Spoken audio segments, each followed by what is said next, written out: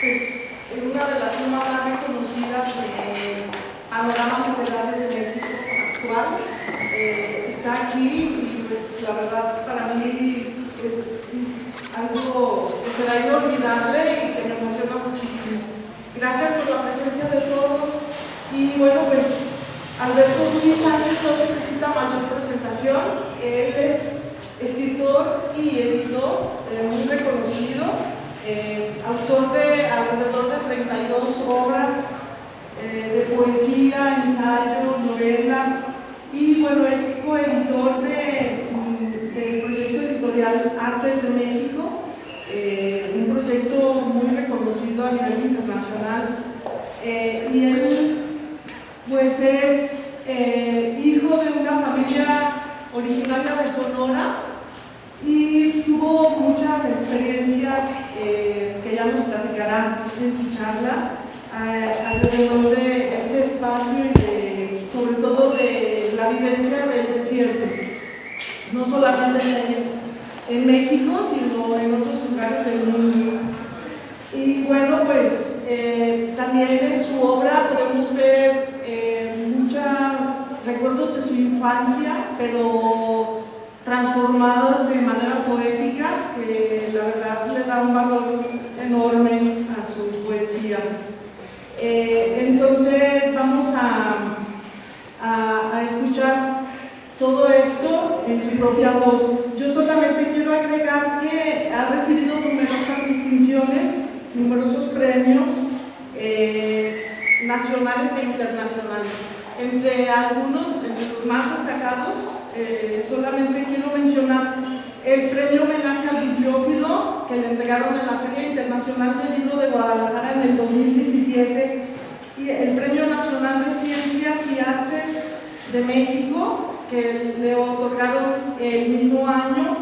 Además, en la Feria Internacional del Libro de Guadalajara le rindieron un homenaje al mérito editorial el año pasado junto a Margarita de Orellana. Bueno, charlábamos hace un momento y también recordamos, yo tenía entendido que había recibido el premio Javier Villaurrutia, un premio de escritores para escritores, y sí me comentaba que fue en 1987 y con su primera obra. O sea, ya esto nos dice mucho sobre la calidad del escritor que nos acompaña aquí. Yo quiero decirle, como laguense, le quiero dar la bienvenida a Lagos de José Rosas Moreno, de Mariano Azuela, de Francisco González León, de Hugo Gutiérrez Vega, que lo conoció muy bien, y de muchos otros escritores. Bienvenido a esta tierra literaria, a esta ciudad literaria, y bueno, le quiero decir que aquí encontrarás, yo estoy segura, un río devorado, que es uno de tus versos, una parvada de nubes, que lo tomé de otro de tus poemas, y mucho polvo en estampida. Es así este espacio. Muchas gracias por acompañarnos y te dejo, te vamos a escuchar. Muchísimas gracias, Celeste. Muchísimas gracias, Celeste. Le agradezco muchísimo tu presentación tan afectuosa y entusiasta. Cuando dicen cosas tan lindas, dan ganas de irse corriendo a trabajar para merecerlo. Pero lo agradezco muchísimo, de verdad. Muchísimas gracias, por supuesto, a la UDG. Yo me siento, como lo explicó Trino Padilla, yo me siento vinculado a la UDG de toda mi vida. Muchísimas gracias a las librerías Carlos Fuentes. Muchísimas gracias, Verónica. Muchísimas gracias a la rectora del centro de aquí, de Lagos. Llegar aquí, sentir la presencia de los estudiantes, sentir la fuerza que tiene todo el trabajo que se hace y después verlo materializado en una casa tan bella como esto, da esperanzas. Realmente uno siente que la gente construye cosas que nos ayudarán a vivir. Para mí, de verdad, es un gran honor por muchas razones. También que se haga homenaje a Lola Álvarez Bravo. Yo la conocí ya muy grande, bueno, imagínense, ahorita tendría 121 años, ¿no? Cumpliré en abril, 121 años. Entonces yo la conocí grande porque yo era muy amigo de otra persona de Jalisco que era cómplice suya, que es Juan Soriano. Y en casa de Juan Soriano ella iba con frecuencia. Hay una de los varios, le hizo un retrato de joven muy bello y luego le hizo otro retrato ya de más grande, en el que hay una especie de demonio gótico y abajo está Juan Soriano, ¿no? O sea, una cosa que ella hacía, que sabía captar el alma de las personas en la imagen. Ella es realmente fabulosa, todo lo que ella hizo. Lo que ella hizo con el collage, por ejemplo, es muy poco comentado, porque además lo hizo, muchos de esos trabajos fueron por encargo, ¿no? Haciendo un cartel para una obra sobre las mujeres, haciendo los carteles que hizo sobre la construcción, y yo le pregunté cuál era su fuente, y ella me dijo pues lo que era, pues, suponerse que era Rodchenko, era el artista, el gran artista vanguardista de los años 20 y 30 en Rusia, ¿no? Lo que era la Unión Soviética.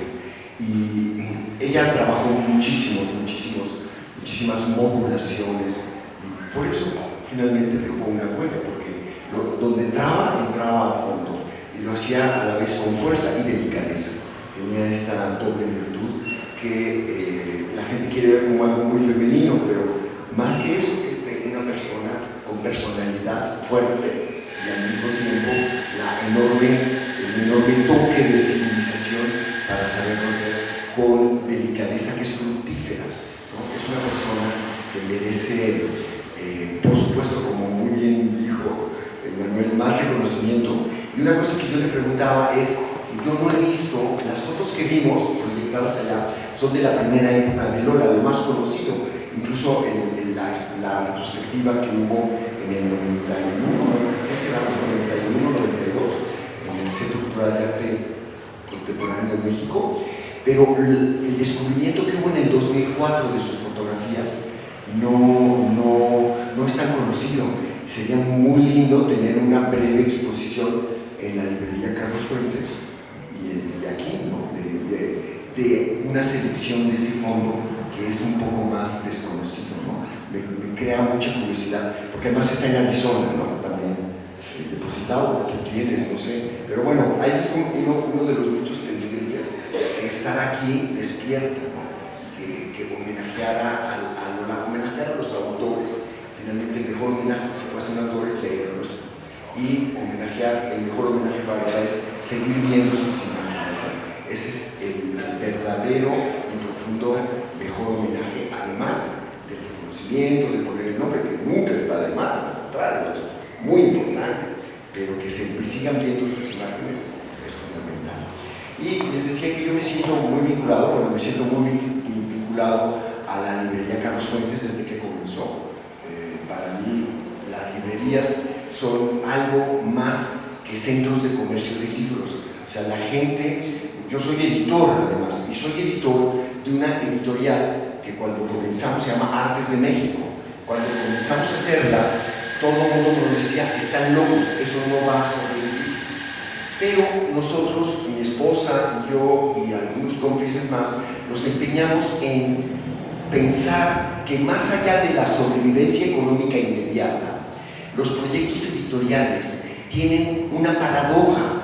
O sea, la gente no piensa que el libro es una invención anterior al capitalismo y vivirá posteriormente al capitalismo.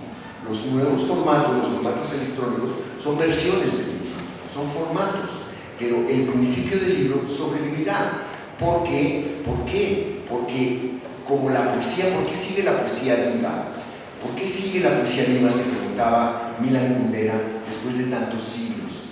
Pues porque es un bisturí que entra en dimensiones humanas donde ningún otro discurso puede penetrar, donde el discurso psicoanalítico, donde el discurso sociológico, donde todo tipo de discurso ya no entra la poesía y devela algo de una dimensión de la naturaleza humana que otros discursos no pueden hacer.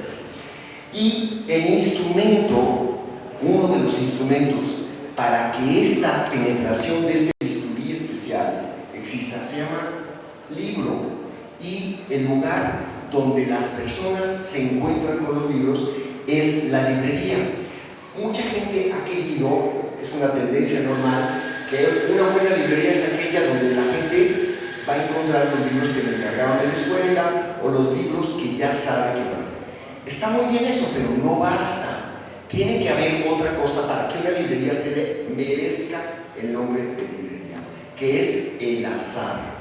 O sea, aquí no hay ningún letrero que diga: este libro que voy a encontrar aquí, siga la flecha, le va a cambiar la vida.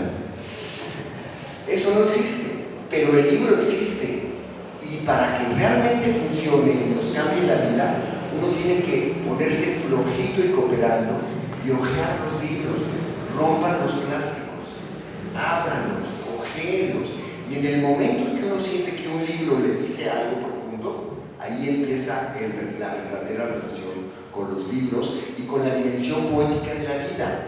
Hay poesía en las ciencias sociales también. Hay poesía en todas las dimensiones de la vida. Hay poesía en muchas actividades que hacemos. Y eso es importante, saber detectarla. Pero si no se ha leído poesía, no va a poder uno detectar lo que es único y excepcional en todas las otras materias de la vida. Y el lugar donde eso sucede se llama librería. Cuando una librería tiene éxito económico, no es el principio de algo, es el resultado de que hubo la magia de que los lectores se acercaron y encontraron esto, lo inesperado. El reino de la literatura es lo inesperado. Si uno va solamente con el plan previsto, parece que va a funcionar y no va a funcionar. Tenemos que exponernos a lo inesperado.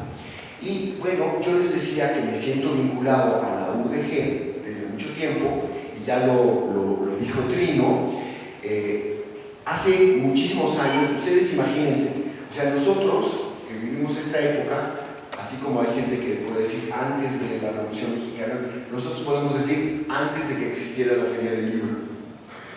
O sea, antes de que existiera la Feria del Libro, antes de que existiera FIL, que tiene, ustedes lo saben, 36 años de existencia, va a cumplir 37. Antes de que existiera FIL, hubo un proyecto utópico y quijotesco que se llamó Centro Cultural Librería Don Quijote, en el centro de Guadalajara. Y esa librería la abrió Raúl Padilla, antes de pensar siquiera en hacer la Feria del Libro. Y Trino y la familia de Raúl son vecinos de un tío mío, Ruiz Sánchez, que vivía en Guadalajara en la misma privada. Entonces nos conocemos de toda la vida, pero nos habíamos vuelto a ver. Y Trino me invitó a inaugurar la librería Don Quijote, y le dijo a Raúl, y Raúl me invitó. Entonces, estar aquí hoy, 37 años después, o 38 casi, porque fue antes de la FIL, es como cerrar un ciclo muy extraño, ¿no? Estar aquí en una reapertura de una librería que tiene la magia de Lola Álvarez Bravo, que está Carlos Fuentes, que está la huella de Raúl Padilla, que está Trino Padilla a la cabeza institucional, que está Verónica, que también es desde las primeras épocas de la feria, nos conocemos. Es para mí muy significativo. Después, cuando hubo la primera feria del libro, los editores no son fáciles de convencer, porque dicen: ¿para qué voy a ir a la feria? Voy a gastar más de lo que voy a recibir de ganancia. Entonces no entendían que la feria era un proyecto a largo plazo y que iba a atraer audiencias. Eso no lo podían entender todos los editores. Tardaron 2 años en editar, pero en la primera feria pues estaban muchos de los stands vacíos, y Raúl me decía: oye, ¿tienes uno? Pues llena otro. Entonces no teníamos suficientes libros porque Artes de México comenzaba apenas. Entonces pusimos un tendedero con folletos para que la gente se suscriba. Las primeras 52 suscripciones de Artes de México se vendieron en Guadalajara, son de gente de Guadalajara. Y en aquella época que yo tenía un solo libro, ese libro que tú mencionas, que ganó el premio Javier Villagrulla, que se llamaba Los Nombres del Aire, pues empezó a ser leído por estudiantes de la UDG durante la FIL. empezó además a invitarme las personas que organizaban FIL, la sección de niños de la FIL, que todavía no era lo que después fue FIL Niños, empezó a invitarme para que yo les leyera o les contara cuentos a los niños. 30 y tantos años después, esos niños vienen al stand de Artes de México en la FIL con sus hijos a comprar los libros para niños que nosotros editamos. Es decir, en 35 años son casi 2 generaciones de lectores que se formaron. O sea, esa FIL en la que la gente no creía porque no sacaba el dinero inmediato, ahora es importante para los negocios de todas las editoriales, pero no solo es importante, es una creadora de lectoras. ¿Cómo se transforma una ciudad en la que hay 2 generaciones de lectores? 30 y tantos años formando lectores. ¿Saben ustedes lo que eso significa? O sea, un ejercicio de modestia. ¿Por qué me invitaron a mí en aquel momento? Porque Raúl no conocían a tantos escritores famosos como después conocieron. Si no hubieran invitado a García Márquez. Digamos que yo era el autor de un libro que tenían a la mano, pero obviamente la importancia de la FIL creció para acercar a todos los autores importantes del mundo. Y eso la gente pues, tenía que comenzar con algo, siempre hay que hacer una semilla. Y las librerías, los proyectos editoriales, todo comienza como bola de nieve. Hay que seguirlo moviendo para que no se derrita, pero es una bola de nieve en la que todos podemos colaborar y poner nuestra semilla. El hecho de que yo haya estado presente, de que mi primer libro se haya publicado simultáneamente con la FIL, y que después, 30 y tantos años después, yo tenga 32 libros publicados, quiere decir que yo hice un público lector alrededor de la FIL. O sea, yo fui creciendo como autor y comentado por los profesores, muchos de los estudiantes han hecho tesis sobre mis libros. O sea, lo que yo soy como autor, que tiene una audiencia, es inimaginable si no hubiera existido la FIL, si no hubiera existido ese proyecto utópico que comenzó como una aventura quijotesca. Y yo creo que ya se pasó una media hora. Y bueno, tú mencionaste una de las vertientes de mis libros. Yo tengo básicamente 2 vertientes grandes en estos 30 y tantos libros, en diferentes géneros, y yo escribo en géneros mixtos. Es decir, el primer libro que yo publiqué, que ganó el premio Villaurrutia, fue rechazado por 10 editoriales cuando yo lo llevé. ¿Y qué me decía el editor? Decía, esto no es un libro de poemas, yo vengo a los editores de novelas. Y el editor de novelas me decía, esto no es una novela, llévelo con el editor de poesía, ¿no? Hasta que encontré un editor más experto, que se llamaba don Joaquín Díez Canero, que lo leyó y le gustó. Y me dijo, yo estoy por retirarme, tal vez su libro sea el último que yo publique en mi carrera. Era el escritor el editor que yo más admiraba, y un poco por modestia me acerqué por él después de 10 rechazos, ¿no? Y entonces me dijo, lo quiero publicarlo, tal vez sea lo último que yo publique, pero no lo va a leer ni su madre. Y bueno, mi mamá lo leyó muy a regañadientes, pero luego me decía, estoy muy orgullosa de que tenga su libro, se lo regalé a la tía fulanita, pero espero que no lo lea. Porque toda la dimensión erótica, sexual y todo eso, nada pornográfica, sino realmente es casi, el libro es como una encuesta sobre el deseo, ¿no? Entonces yo pongo lo que la gente me cuenta, pero lo presento no como el resultado de una encuesta, sino como poesía, tratando de profundizar en las respuestas de la gente, en las respuestas de las mujeres que me cuentan sus historias, la dimensión poética. Y entonces ese libro que se llamó Los Nombres del Aire, que no iba a leer nadie, pero que el editor lo publicó porque le gustaba, ganó el premio Javier Villaurrutia inmediatamente. La gente de mi generación empezó a ganar el premio 15 años después y empezó a tener un público sobre todo femenino. lo cual era muy extraño, pero tenía que ver con el hecho de que yo entrevisté a muchas mujeres. Es decir, yo me siento un autor que lo único que ha hecho es escuchar. Escuchar. Todos mis libros son libros de recopilación de historias que escucho y que después las trabajo artesanalmente para que literariamente sea lo mejor que yo puedo ofrecer. Y cada uno de esos libros explora un aspecto distinto de dimensiones de la vida relacionados con el deseo. Y digamos, el éxito que se convirtió rápidamente en un éxito de ventas del primer libro hacía que los editores me decían más de lo mismo, que su segundo libro sea más de lo mismo. Y por supuesto, cuando tú eres un artista y eres un creador, no puedes hacer más de lo mismo porque es traicionarte a ti mismo, ni siquiera es algo consciente. Tienes que hacer un nuevo paso en la exploración, tienes que hacer un nuevo paso en la experimentación, tienes que aportar algo más, creando algo. Y entonces el segundo libro amplió el panorama, porque el segundo libro ya no solamente, el primero sucede en una ciudad que se llama Mogador, el segundo sucede en Mogador y en Sonora. Y ya, como es exploración sobre el deseo masculino, ya hablaba sobre el machismo de mi abuelo y contaba historias que tienen que ver con el viaje a Marruecos, con la historia de mi familia. Una tía mía sí se enojó mucho porque maté a su mamá cuando era bebé. Bueno, pero el segundo libro hizo que cuando yo lo presentaba en Marruecos, en la traducción árabe, me decían: oiga, ¿por qué mezcla usted un lugar real como Mogador con un imaginario como Sonora?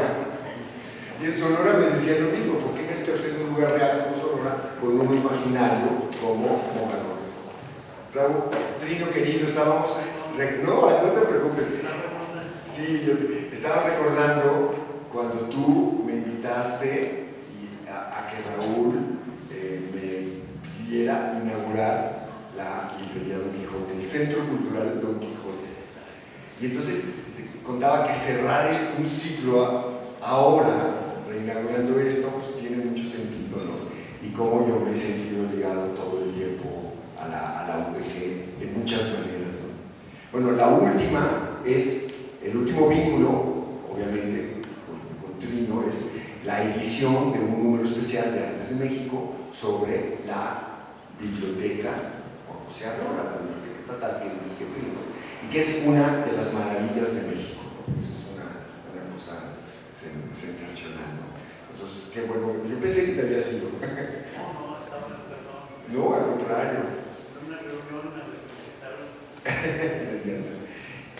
Y bueno, les estaba contando de la serie de los libros. Entonces, los libros que tienen que ver con la exploración del deseo, pero paralelamente yo escribí un libro que se llama Los demonios de la lengua. En los libros que suceden en Mogador hay deseos sin culpa. Sucede en el mundo árabe, donde cuando uno tiene una culpa se lava y ya. No es como en el mundo nuestro, donde te tienes que confesar y tienes que darte golpes de pecho. Y entonces, también, como yo soy educado en los jesuitas, mi padre estudió en el Instituto de Ciencias de Guadalajara, y yo soy exalumno de jesuitas, pues también quise explorar ese mundo. Entonces escribí un libro que se llama Los demonios de la lengua, donde un exorcista jesuita, que además existió, es un hecho histórico, en el centro de Francia, existió, y la historia la cuenta un dominico. Los dominicos son los enemigos de los jesuitas y son los gerentes de la Inquisición. Entonces yo conté un hecho histórico añadiendo un hecho literario que yo me encontré, porque ustedes saben, cuando uno tiene mucha fe también cree cosas que no pueden suceder. Por ejemplo, que el jesuita fue poseído por el demonio y se ahorcó con su propia lengua. Entonces, hay un jesuita después, en realidad, cuando se publicó el libro, que era el director del archivo de los jesuitas, que hizo todo un ensayo demostrando que eso no era posible. Pero el libro, digamos, mezcla historia, o sea, mezcla historia, como yo no tengo tanta duda de la fe, lo que estás escribiendo es ensayo o es invención, entonces introduje la duda del género, ¿no? Y pegó tanto que hubo esta reacción del jesuita y muchas otras reacciones. Pero una de las mejores reacciones que hubo sucedió en Guadalajara, que era una época en la que comenzaba el rock en español. Y entonces hubo un grupo de rock de Guadalajara que decidió llamarse Los Demonios de la Lengua. Y ayer me entrevistó en la librería Carlos Fuentes una chica, Sandra Valenzuela. Sara Valenzuela. Ella trabaja, es investigadora de literatura. Sí, y tiene un programa de radio de rock. Y ella me dijo, sí, esa comuna y ese grupo de rock que se llama Los Demonios de la Lengua, pues lo forman los gemelos no sé qué, y la baterista luego tocó conmigo. Entonces me dio todos los datos y la verdad, yo había revisado, pero perdí los datos de quiénes son y todo exactamente, ¿no? Ya se los pedí. Pero la primera rola que hicieron era leer todo el libro completito, ¿no? Era Los Demonios de la Lengua. Pero era toda, y le dieron un cassette, ¿no? Ahora tendríamos que hacer un disco, ahora que es tan fácil, ¿no? pero ese libro era también una exploración de dos elementos que son indisociables: la fe y el poder. Pero la fe, ¿por qué? Porque lo que cura del poder es la duda. Y es un libro sobre la duda, sobre la virtud de dudar. Y esa misma vertiente de Los Demonios de la Lengua la continué con un ensayo sobre, les contaba, paralelo a la exploración del deseo, sobre André Gide, un escritor que fue premio Nobel, pero cuando él tenía 65 años sucedía la Revolución Soviética, ya llevaba 15 años, y en los años 30 él dijo: yo daría mi vida por lo que está sucediendo en la Unión Soviética. En los años 30, que era un momento en el que en la Unión Soviética se asesinaban a 5 millones de personas por año. El año de mayor persecución, la gente no se enteraba. Y entonces, ¿qué pasó? Que la Unión Soviética lo invitó, le dijo: te vamos a pagar, como hacían con muchos escritores de izquierda, grandes cantidades de derechos de autor y ven a conocer todo. Y fue con un grupo de amigos, pero lo que vio, no se enteró del Gulag, no se enteró de los campos de concentración, no se enteró de muchas de las cosas que pasaban, pero lo que vio no le gustó ni parecía que fuera la utopía en la que él decía que estaba dispuesto a dar la vida, y escribió un libro que se llama Regreso de la Unión Soviética. ¿Y qué es lo que pasó? Que toda la gente de izquierda, que eran sus amigos en Francia, le retiraron la palabra, lo lincharon. Y por casualidad, yo viví en Francia y estaba trabajando en mi doctorado, y en la misma biblioteca donde yo trabajaba, que se llamaba Saint-Geneviève, me encuentro el archivo de prensa de una señora que era la vecina de Gide y su suegra también, porque aunque él era homosexual, se casó con una señora y tuvo una hija. Y la señora que era su suegra llevaba un diario de toda esta persecución y el archivo de prensa. Entonces yo escribí un libro que se llama Tristeza de la Verdad, André Gide regresa de Rusia, que tiene un prólogo de Octavio Paz y en Estados Unidos un prólogo de Susan Sontag. Y este libro es la continuación finalmente de Los Demonios de la Lengua. Y de ahí viene una serie de ensayos que están con la literatura del cuerpo, que es la relación entre los creadores y el poder en la Unión Soviética, y que culmina con la última novela, la novela más reciente, que se llama El expediente Anna Akhmatova, que es una gran poeta, una de las mayores poetas. La gente puede decir, si tú dices dos autores para hablar de la literatura rusa, dirías Dostoyevsky o Chekhov y Anna Akhmatova. Anna Akhmatova es indispensable.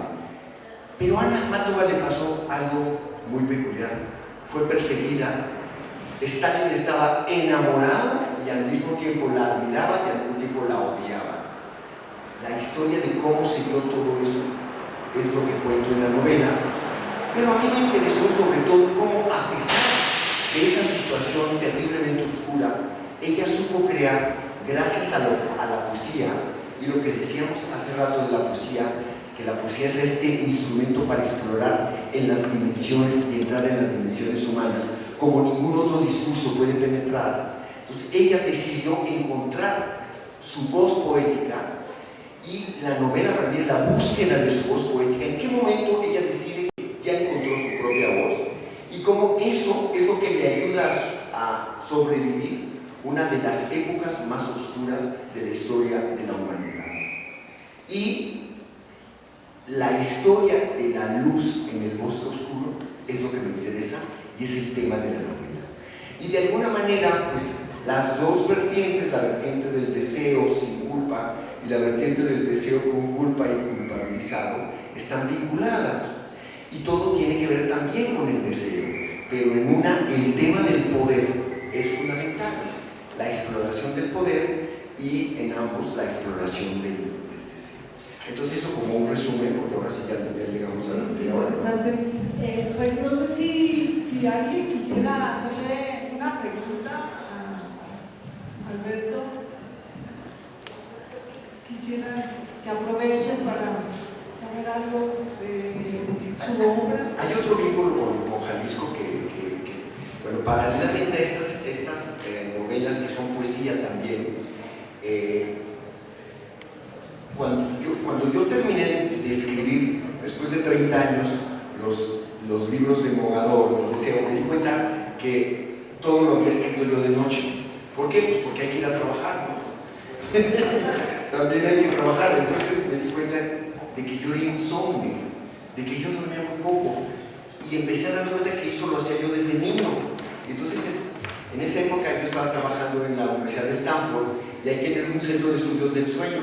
Entonces fui a contarles mi caso y, oiga, es cierto que me voy a morir porque duermo muy pocas.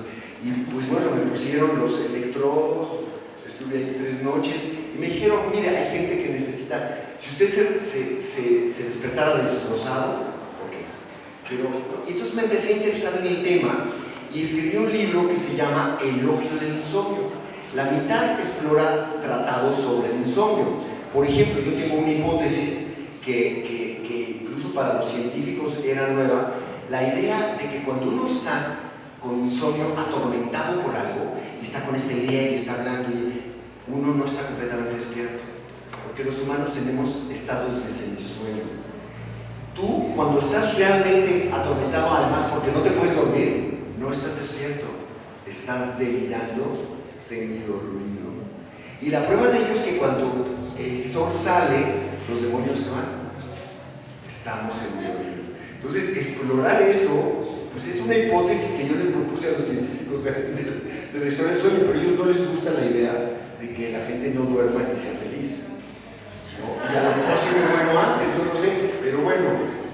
Ahora, entonces escribí ese libro que se llama Elogio del insomnio, que la mitad es tratado sobre el insomnio, repensándolos, y luego experiencias de niño, de estar despierto mientras todos están dormidos, ¿no? Por ejemplo, yo vivía enfrente del mercado de la calle de Medellín, en la colonia Roma, y pasaban unas mulas cargadas de verduras. Entonces yo oía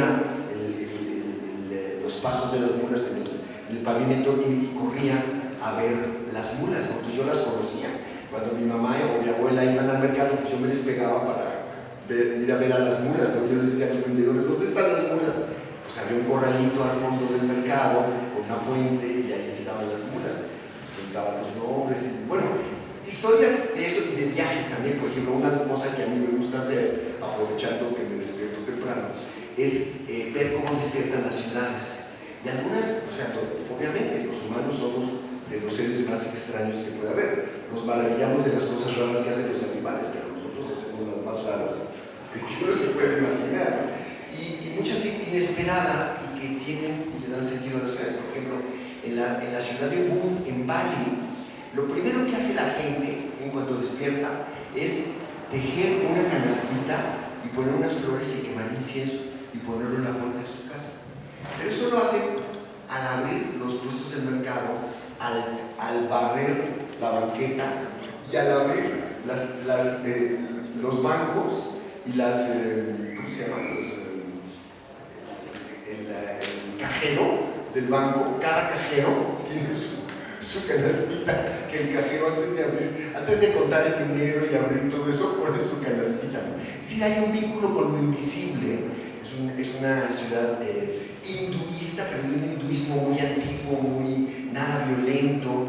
Es un lugar muy extraño, muy bello, por toda esta dimensión de vínculo con lo invisible, ¿no? con lo intangible. Pero y así en muchos lugares del mundo, ¿no? Por ejemplo, Vietnam también cada ciudad tiene una manera distinta de despertar. En muchas ciudades hay el mercado húmedo y el mercado seco, ¿no? Entonces el mercado húmedo es donde están los alimentos y el seco donde está la tela, los muebles, ¿no? Entonces, en cada ciudad, ¿qué mercado despierta primero? ¿Cómo llegas a una ciudad? Bueno, ese es el libro que escribí al terminarlos. Pero al mismo tiempo dije, ya voy a escribir poemas que ya no estén metidos dentro de novelas. Y entonces iba a hablar de un vínculo con Jalisco. Escribí un libro sobre la experiencia de despertar juntos. Yo tengo una esposa que tiene mucha paciencia. Entonces aguantó que yo tomara notas todos los días de lo que hacíamos y lo que no hacíamos. No todo es agradable, a veces uno ronca, uno huele, o sea. Entonces yo anoté todas las experiencias durante 3 años. Y cada semana hacía no un poema, sino casi como un videopoema, y lo subía a la red en una revista de internet que me invitaron a colaborar, que era una revista política, y dije, yo solo colaboro si tengo libertad de publicar lo que yo quiera. Digo, completa libertad. Digo, entonces voy a publicar un poema, porque es más fácil que soporten ideas políticas contrarias, bueno, antes, que poesía, ¿no? Publicar poesía cada semana no es peor que si publicas que si eres un enemigo político. Y entonces publiqué un poema, ¿y qué pasaba cuando publicaba el videopoema? Que recibía retroalimentación y la gente me contaba sus experiencias. Entonces, con mis propias experiencias, con lo que la gente me contaba, escribí un libro sobre la experiencia de despertar juntos, que se llama Luz del Colibrí. ¿Por qué se llama Luz del Colibrí? Porque hay un poema de un poeta español que yo admiro mucho, que se llama José Ángel Valente, que dice: en la rama del amanecer, el colibrí bebe de la flor, pero bebe también su naturaleza en ella, se despierta convertido en flor, y la flor se despierta incendiada, convertida en ave. Es decir, cuando despiertas con alguien que amas, pues uno se convierte un poco en el otro, ¿no? Entonces por eso se llama Luz del Colibrí. Y ese libro le gustó mucho a Hugo Gutiérrez Vega, que conoció el manuscrito, y él hizo que me dieran el premio, que en realidad fue el último porque el festival desapareció, el premio Caracol de Plata del Festival de Poesía de Puerto Vallarta, que estaba vinculado también a la UDG, sí, a la UDG allá, y desapareció desgraciadamente ese festival, pero Hugo antes de morir me dejó como ya nombrado el premio, él no sabía que iba a desaparecer el festival. Entonces, bueno, pues es otro vínculo con Hugo y con Lagos, porque como te comentaba que Lagos era la Ítaca de Hugo Gutiérrez Vega. Siempre él, aunque está registrado en Guadalajara, pasó su infancia en Lagos y siempre lo tenía aquí. Qué bonito. Y a mí me parece muy interesante todo. A mí me llama mucho la atención también el título tan sugestivo de Dicen las jacarandas de ese árbol tan hermoso, que también ojalá que puedas ver muchos aquí, porque ahora la sequía nos está pegando muy fuerte. Y también en tu poesía veo el uso de la sinestesia y me llama mucho la atención, es muy interesante porque eso es pues algo muy difícil, muy pocos escritores lo hacen, y además tu convivencia con la tecnología de la información, con las nuevas tecnologías, tú convives muy bien con esto y no todos los escritores. No, son muchas cosas, ¿no?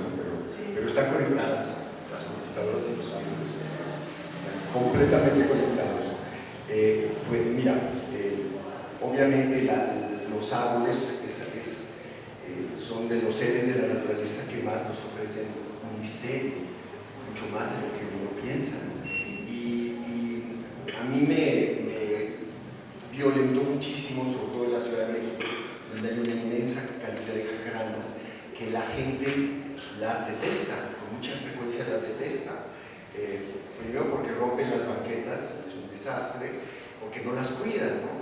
y segundo, pues porque ensucia y la gente las barre inmediatamente, pero ya esa cultura ha cambiado en los últimos 10 años, sobre todo en la pandemia, como no había quien limpiara y barriera de todo rápidamente las jacarandas, de pronto no solamente tenías el cielo lleno de... porque la jacaranda tiene la cualidad de que cae la flor y vuelve a nacer. Durante 2 meses cae y vuelven a nacer, cae y vuelven. Entonces, cuando no había quien quitara las flores, tenías todo el piso como una nube morada y arriba también. Entonces, eso sedujo a la gente, ¿sabes? Fue una cosa muy extraña. Y entonces ahora hay más tolerancia hacia las jacarandas. Pero bueno, me interesó también que los árboles son un lenguaje, que además todo tipo de árbol, no solo las jacarandas, y que también la jacaranda es muy bella hasta cuando no tiene flores. O sea, las hojas de la jacaranda sin flores son extremadamente bellas y el tronco es algo muy extraño. Y luego es un árbol migrante, es un árbol que viene de Brasil, el nombre es guaraní, ¿no? O sea, viene de esa zona indeterminada, que fue una zona de las misiones jesuíticas, pero vino importado por un jardinero japonés. Digamos, hay una historia compleja e interesante sobre la presencia de las jacarandas, ¿no? Sí, Pero son un árbol intercultural. Sí, y es la idea de que las jacarandas nos dicen cosas, ¿no? Los árboles nos hablan, ¿no? Eso yo siento. Hace poco, bueno, en Artes de México tratamos, pues, así a pesar de todas las crisis y todo, hicimos una serie de seminarios sobre inteligencia artificial, y tratando de tener gente que viniera de diferentes áreas, ¿no? Y una de las lecturas muy interesantes fue de un maestro de diseño y de inteligencia artificial que se llama Gustavo Prado. Y él hizo una explicación de la inteligencia artificial a partir de la lectura del código de barras. Entonces, no es eso, pero es como una enorme simplificación. Dice, en el momento en que las máquinas aprenden a leer el código de barras, cómo se inventó todo, empieza la inteligencia artificial. Y lo que tenemos, el salto cualitativo que hay ahora, es simplemente la acumulación de información que permite que la máquina misma pueda operar y deducir cosas que están más allá de la información que tiene. Pero la velocidad con la que se adquiere información es inmensa, ¿no? Y eso, digamos, es un tema que nos preocupa muchísimo. Y por otra parte, yo viví en Francia estudiando una época en la que las computadoras empezaban a usarse en las agencias de prensa, en France Press. Entonces yo hice la práctica de trabajo en France Press, entonces tuve acceso a computadoras muy pronto. Y después, al llegar a México en el 82, los escritores no tenían computadoras, era muy raro, otras cosas porque eran muy caras. Yo tuve una Wang Televideo que me regaló una cuñada que trabajaba en un banco y que se deshicieron de las computadoras. Se llama Wang Televideo, era portátil y era de este tamaño. ¿Sí? Entonces, bueno, he estado siempre relacionado, pero sigo escribiendo a mano y a máquina también. O sea, me gusta, pero no creo que sea todo, ¿no? Y ya, señora rectora, ya acabamos. Sí, pero te queremos agradecer esta charla con un fuerte aplauso.